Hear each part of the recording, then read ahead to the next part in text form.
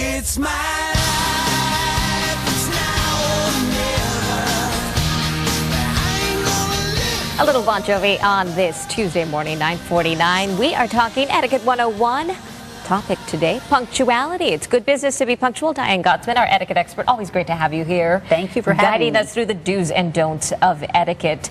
Punctuality, even running 5 minutes behind is a bad thing. That's right. Even being on time is almost a bad thing. You want to be a little early. Prepare in advance. That's what we're talking about today. Oh, I know. I hear you. All right. We got some information for you on our screen. If you guys can punch that up there for us so we can get started.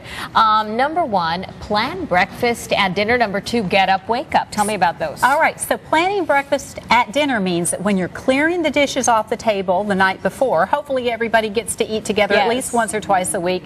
Put out your placemat for breakfast in the morning. Put out your cereal bowl, put out the cereal, the bread, the coffee cup, whatever it is that you're going to eat that isn't actually the food, so it won't go stale. But that way you're prepared. All you do is wake up, and once you make it into the kitchen after you've gotten dressed, you're ready.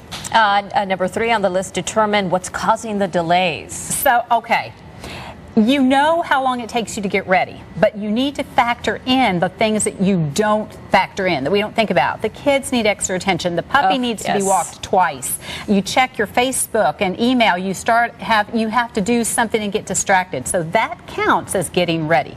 So if it takes you an hour to get ready, factor in an hour and an hour and a half, whatever it would take for each one of us. Right. A big one on this list here, traffic delays, especially if you're a 9-to-5er. No excuse for, oh, there was a train, or oh gosh, there was a wreck, because you are already considering that when you leave in the morning. You know. We already know, and we don't know what we don't know. We don't know what's going to be out there. And you know, one that we skipped was get up, wake up. Yes. That means get up, but set your alarm across the room or in another room. So you literally have to get up, walk out, and then don't go back to bed. Because, you know, it's like hitting snooze over and over again.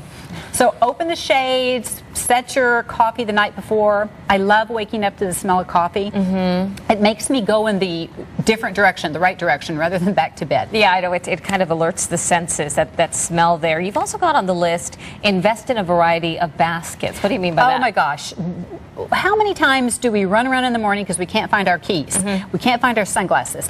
Where's our purse? Where are our shoes? You know, kids wear the same shoes over and over again a lot of times, especially if they go to a private school and it's the same the same uniform every day. So have a basket for the umbrellas if it's raining, a basket for the shoes that you wear often, a basket for your keys, and the sunglasses not together because the sunglasses will get scratched.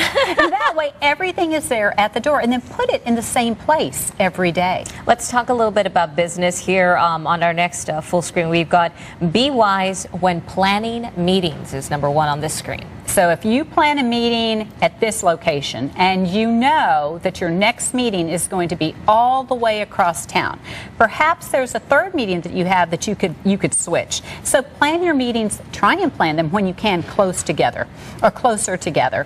Or again, we're talking about being punctual.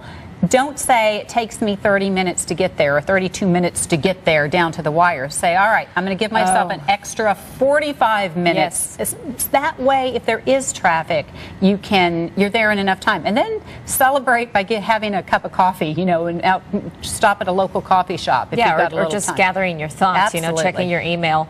Fuel up on the way home. What do you mean by that? That means that on your way home at night, get your gas. Instead of in the morning when you're rushed, you've already been distracted, you're running late, it's raining, so get the gas on the way home. We don't want to do it. We're tired. It's the end of the day, but it's easier to do it the night before. Right, and you don't add to the stress in the morning, and just a stressful morning is not a good morning. Practice positive self-talk. I've never heard that one. So many people, if you listen, they'll say, oh, I'm never on time. Or they say about somebody else, she's always late.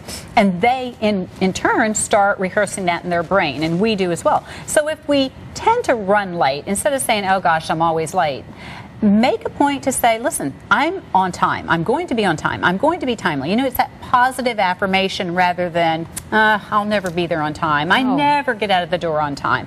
So it's just about being more positive in your own thought process. Right, more positive in general. I think it adds to that. Does that go hand in hand with this next one, trick your brain?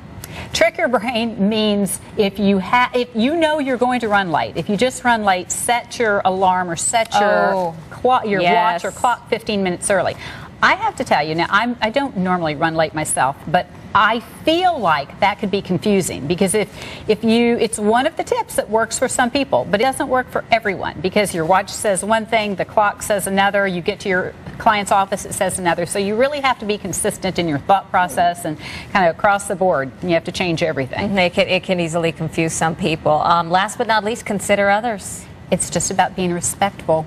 It shows how you feel about the other person and their time when you show up on time and you show them the respect that you would like in return. And so many of us have such little time with so many more things to do in this day and age. That's right. All right, Diane Gottsman, as always, we appreciate it. We're going to be sure to put this on our website as well and perhaps our YouTube channel.